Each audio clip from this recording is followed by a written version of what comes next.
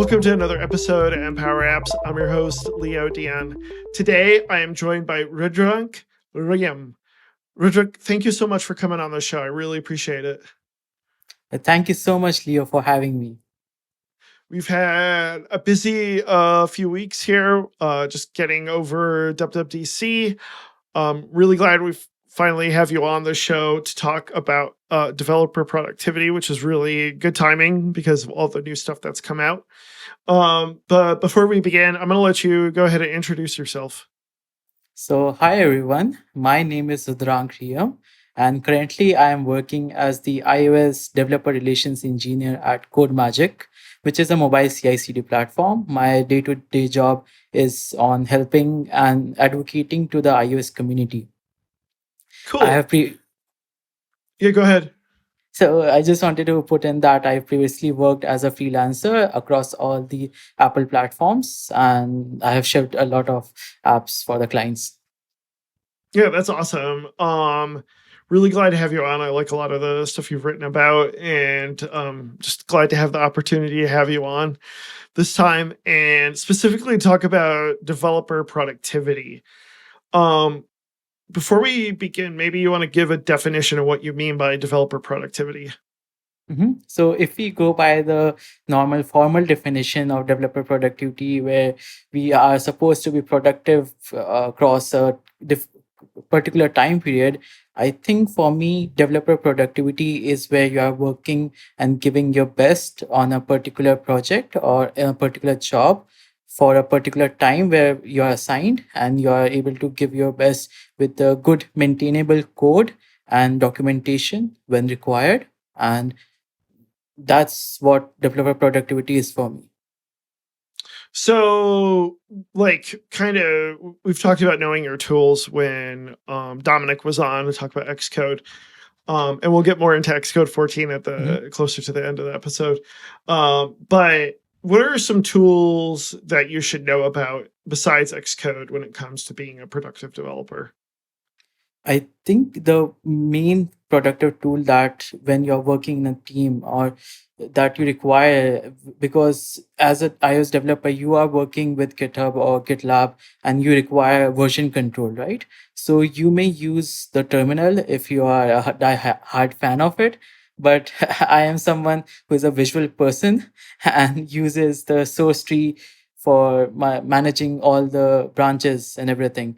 And you may come across a situation where you're working with different team members and you will have merge conflicts. So that is one thing that you have to note about. And for increasing the, and we know that merge conflicts is a pain and it's annoying for us to deal with. So in that case, you can use tools like Tourist, where you don't have to generate the Xcode project file itself. And we have Xcode Gen for that.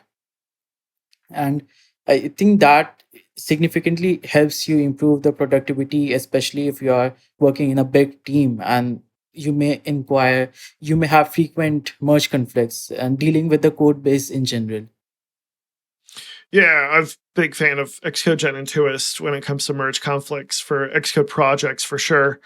How about other types of files that you might run into in your Xcode project? How do you So deal with another those merge conflicts? So I think when you use a tool like SourceTree, you have this merge file tool that helps you have a side by side comparison, and you can cherry pick the parts that you want itself, and then just have that in the file commit. And I think that's really helpful when you have to deal with files that are not related to Xcode. How often do you run into merge conflicts in your work? So right now I do not, because it's mostly I'm working on my apps on my own. But when I used to work as a freelancer, then it was kind of frequent because we were working on different features at the same on the same we were working on different features on, But on the but same branch. we had a monolithic project. So Yeah. the chances of having merge conflicts is a lot. I mean, I think if you can average them if you can avoid them as much as possible, I think that's like the best route to go, is have your team members work on different features, and like you said, work on files that are actually mergeable, like Swift files, and not Mhm. Xcode projects and storyboards, which we've talked about. Storyboards. Yeah, yeah, Dealing with storyboards is a pain when it comes to having merge conflicts. yeah. It's nearly impossible.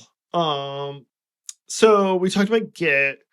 Well, I mean, what are some things in Git that you've taken advantage of when it comes to like resolving conflicts and keeping clean history when you can?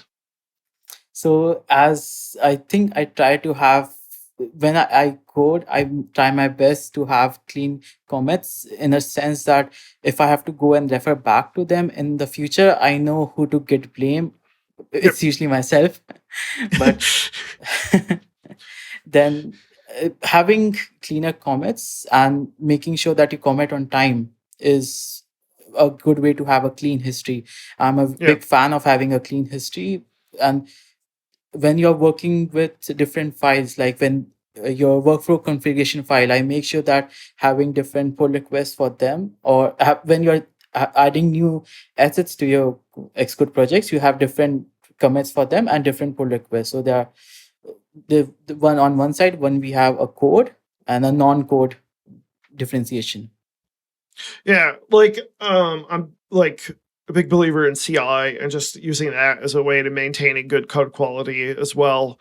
And what I'll do is, if I know something's gonna break in CI, is I'll set up a separate little mini branch, and then make my commits there, and then do a squash merge. Squash. So those individual commits that are kind of work in progress commits end up getting merged as a single commit. And I've done that quite a bit, just to make sure my history is clean and doesn't have those Yes, hackish I do commits. And agree then with that. yeah, Like the and then there's also like fixup too. I've used fixup quite a bit, and then auto squash when I do a merge. So that way Mhm. those fixup commits are not included as well when I just stupid lint thing that I have to fix or something like that. So that's a great point. Having squashing your commits when they grow too big, Yeah. especially the one that you want to hide, the commits that you don't want the other team members to see, where you are struggling with something and you just committed gibberish. Yeah, exactly. If it's not important, you don't need the commit for it eventually. So yeah. So we've talked about Xcode. What other tools do you use that you really have gotten familiar with when it comes to developer productivity? So I usually use Xcode for mostly all my workflows, but the other tool that I use is Visual Studio when I have to work with the workflow configuration file. Like Mhm. when you have a CI/CD setup, and I think most of the CI/CD providers have a YAML file that you where you provide all the workflows for your Mhm. requirement. And for that, I usually prefer having Visual Studio because you usually get a plugin for that. Like for Code Magic, we have a plugin that automatically links the configuration itself, so I don't have to Mm. go back and forth Right. and Yeah. have a look at it locally. Yeah, I use Nova by Panic for a lot of my Mhm. simple text editing. I really like that app. And it has a lot of built-in integrations as well. But mostly I just use it because it's a really good text editor, that's minimalistic, so to speak. Mhm. And then I also use Visual Studio Code for any of the web stuff that I do, and that's fantastic as far as that's concerned. And I know that they put out a Swift extension, and I think yeah, I've heard nothing but good things about it. So definitely check that out if you want to try building Swift apps in Xcode or Visual Studio Code or doing backend stuff. I love that. So let's get into a little bit about like Swift and Swift or Xcode productivity. How do you become more productive with your code, I guess? I think That's a really big question. So let's break it down. The first thing that I have noticed is that as your project grows, the build times grows as well. And you don't want to be in a situation where, let's say, a clean build is taking 15 minutes, and then you get distracted and go to Twitter or go and have a coffee, and then you're having another coffee for a clean build. So I think that's the biggest blocker for your developer productivity. And I have seen that, and I have done it myself. When you're working on a monolith project, you try to break them into you modularize your project, your app, into different targets, so that if you're just working on one, you don't have to build your whole app. And on a funny side, if you just want to have a better build time, just you can ask your manager to give you a M1 Ultra. Well, that's the shortcut, right? But yeah, like one thing I've noticed that I've heard a lot is just like breaking your project up into smaller pieces is a great way to speed up your build time. But yeah, I didn't think about that, like build time as being productivity, and managing that. So what are some suggestions you have as far as how to speed up your builds? I guess break it up into smaller pieces. Mhm. Definitely. And we talked about micro apps a few weeks ago with Majid. Do you have any other suggestions, maybe? So I recently worked on a tool by Spotify, which is I wrote an article on a tool by Spotify, which is called as XC Remote Cache. So Mm, for a company at the scale of Spotify, they have huge build times. So how and they went about decreasing the build times by using the cache generated by a particular machine and reusing it. So what they did was having the cache stored on a server and then fetching that server for a clean build instead of rebuilding the whole project locally. So by mm. doing that, they were able to get up to 70% increase Wow. in the build time, which is like incredible. And Well, even in how did they define their cache? Like, what exactly were they caching? So they mentioned that they didn't go as granular as they would, because when you are caching all the targets, you're offsetting the extra speed that you get by downloading the cache itself. It just offset that. So it all depends on how you want to use it. If you want to just cache the major core targets in your app, that takes time, or some dependencies that you have that you know that okay, you won't touch them for a long time or update them, so you just cache them so you don't have to build them again and again. Mm. Okay, that makes a lot of sense. What other tips do you have as far as productivity when it comes to your build times? For like when we will discuss about the Xcode 14 productivity, I think the way they have made it so easier for us in Mhm. terms of build times, we don't have to do anything to increase the build times itself, but that will be in the other section. Yeah. You have on here App Store productivity. What do you Mhm. mean by that exactly?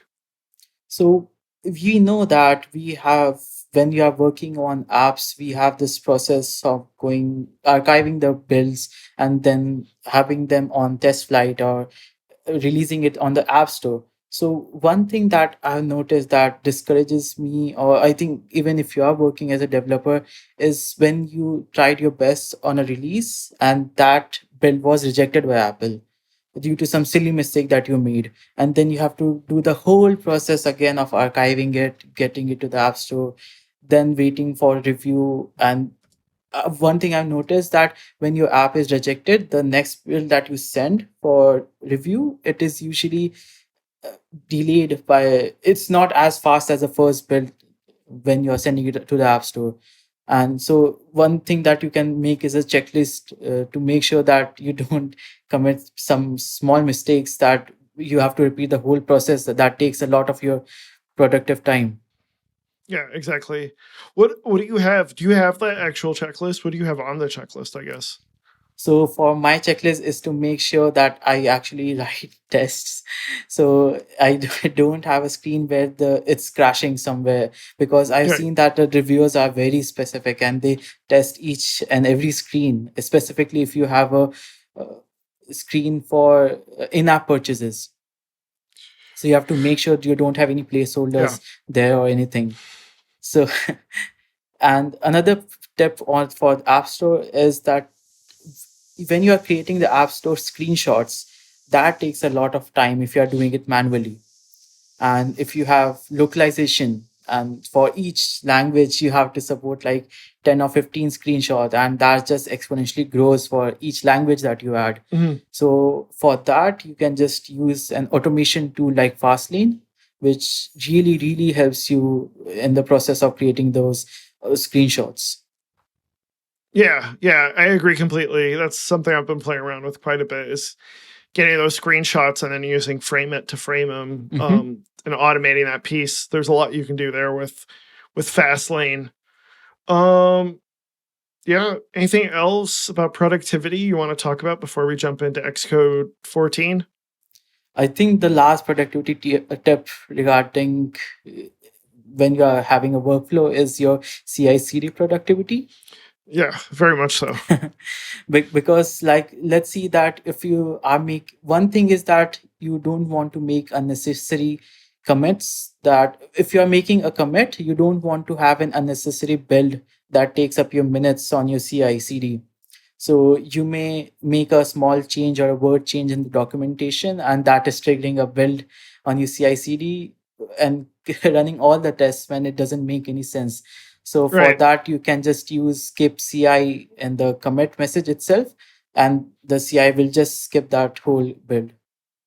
I know on some CIs you can also check to see what's changed, and based on what's Mhm. changed, it runs certain things. So you can like disable the Xcode testing if Yes, it's you a can markdown exclude. file change. Exactly. Yeah. You can just exclude that particular folder of documentation that you have. Or if you have, like, let's say, a app that has monorepos, and if you just making changes is one of the folders, you don't want to have it running on the other folder as well. Yep. Yeah, totally agree. Anything else? You ready to jump into Xcode 14? I think we are very excited about the changes in Xcode 14, right? I think let's Yeah, jump I into it think, directly. yeah. I mean, Xcode 14's got a lot of stuff we'll get into, especially when you were talking about build times, a lot of visualizations, smaller in size, things like that. What's kind of your favorite thing, I guess, in Xcode 14 that's you really think is going to help your productivity? So I the biggest problem that I was facing with Xcode 13 was that I was getting this alert that my watch is preparing for development, even though I did not have any watch app in my project, and it was annoying to the point I would just close Xcode and go to sleep. So that's something that is completely fixed for me in Xcode 14. I'm really excited to be back in the game. Like it's like all the members, all the Xcode engineers may also have also faced this problem, and they were like, okay, we are going to prioritize this and fix it the first in the first attempt itself, in the first beta itself. Right. Yeah, exactly. Um, so now you have to basically download the SDK if you want WatchOS or tvOS. So that I not only has it helped with that issue, but also with the download is like only 7 gigs, I Mhm. think, like 8 gigs. So that's a Exactly. big advantage. Um, well, let's talk a little bit more about the build speed too. We talked about that. What kind of advantages do we get in Xcode 14 when it comes to the build of your application? So the Apple engineers have done some magic in terms of the parallelization of builds. So for us, was watching this WWDC session on demystifying parallelization in builds in Xcode, and they claim that your builds will be up to 25% faster compared to Xcode 13, which I think is incredible. Like having the same hardware and having your builds 25% faster, it's just Yeah. amazing. Yeah, and then, like there's also a lot of visualizations as far as you're able to see the build and see what is holding up your build and what particular parts of it are really slowing it down. I think that's going to open up a whole can of worms when it comes to like building your applications.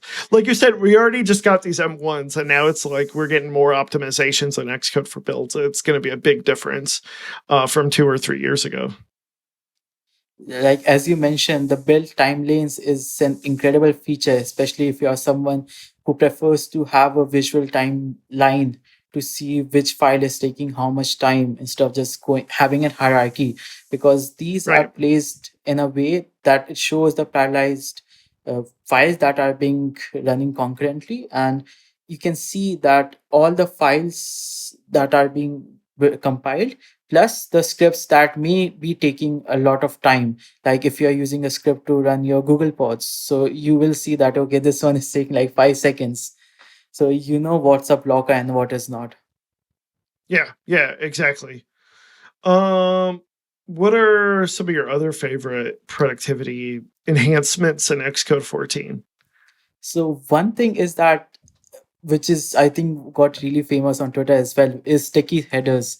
Like if you're working on a class, let's you have a massive view controller and you are just and you reach a point where you don't know in which class you are, so it just sticks the name of the class at the top of the editor, so you know okay, I'm at this file. And it also goes beyond that, and it's also sticks some variable names or the name of the structure, so you have an idea okay, I'm working on this particular Right.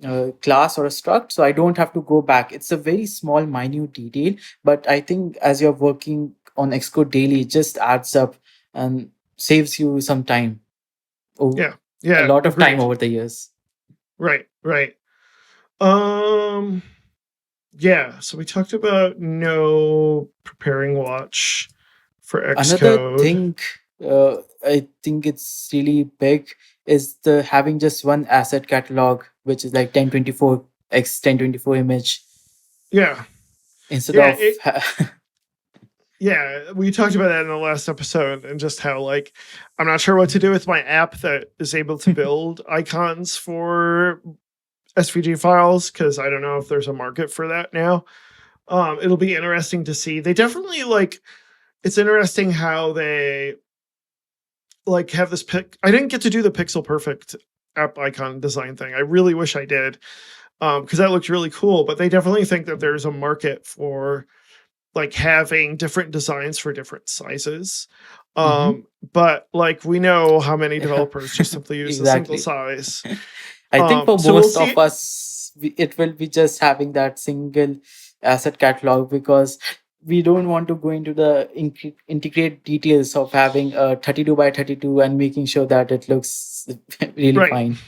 Yeah, most developers don't really do that. One thing we were talking about on Twitter was the faster auto completion. You've seen that as far Yes. as Xcode 14.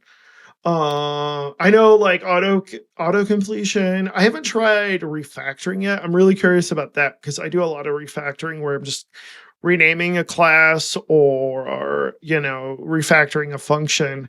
I'm curious about that as well. What do you? I guess it's not only faster, but you think it's also smarter. Smarter in what way? So one thing that if you have been building Swift UI apps, you may be using dot frame with the parameter as max width and then setting it to infinity so that the whole view gets to attached to both side of the screen, right? But if you were doing that in Xcode 13, you may probably get all the minimum width or the maximum height parameters as well. Now you just write dot max and it will just autocomplete, which I think is a lot smarter in a way. And the second thing is that if you have uh, default parameters mentioned, if you have default values for a parameter, then it won't even show when you do an initialize, so Right. new initializer. So that's a cool thing as well. So as I mentioned earlier, these are very small, minute things that gives us a nice developer experience, and And they add it up over time. they add up over time. It just Yeah. improves our productivity little by little, and it makes us happier as well. That we can focus on the code instead of just hacking around with the auto completion and just going to Twitter and ranting about it. Yeah. I think I'm really looking forward to playing around with that more in Xcode 14. Last but not least, we got faster and more reliable live previews. You've played Oh, around with this in yes. Xcode 14? Hmm. I haven't gotten a chance. I've done a little bit of Xcode 14, but not enough to notice a difference.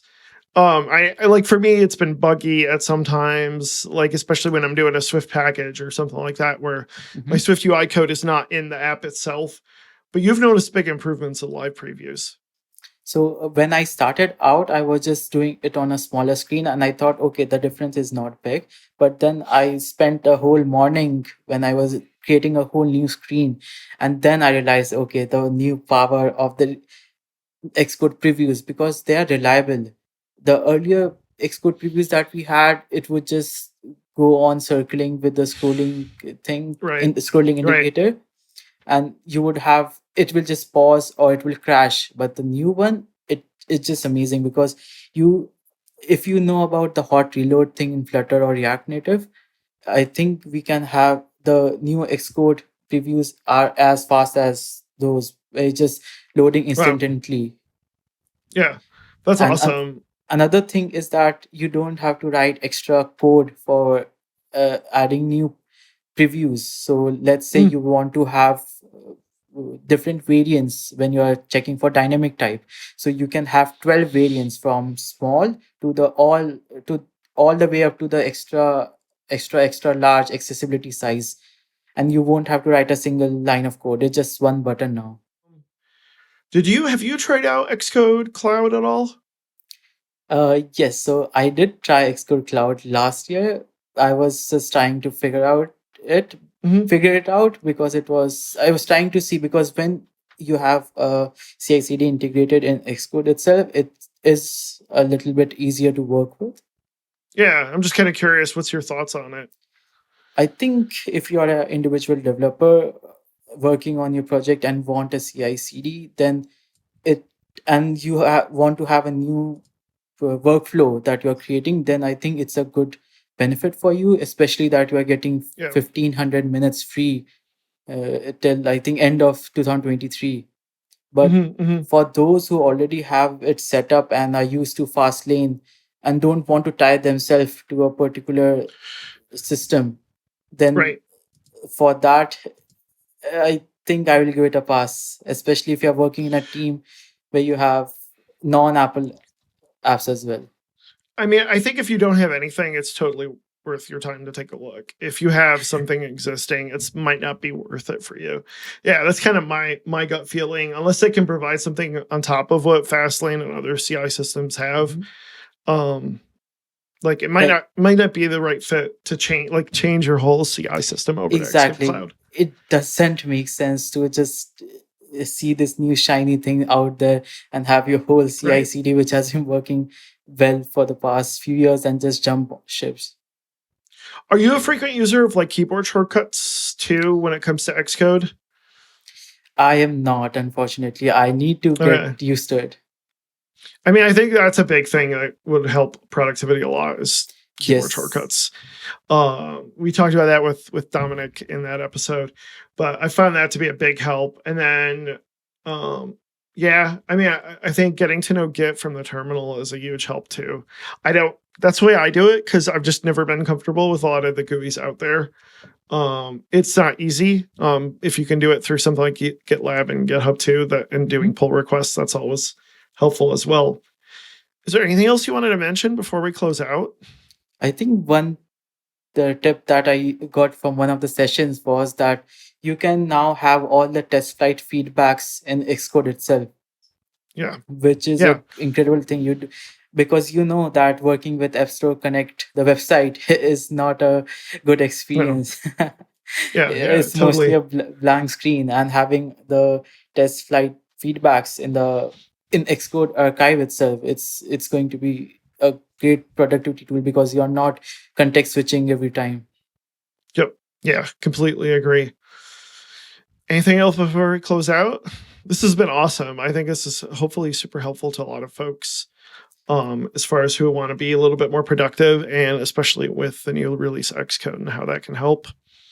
Was there anything else?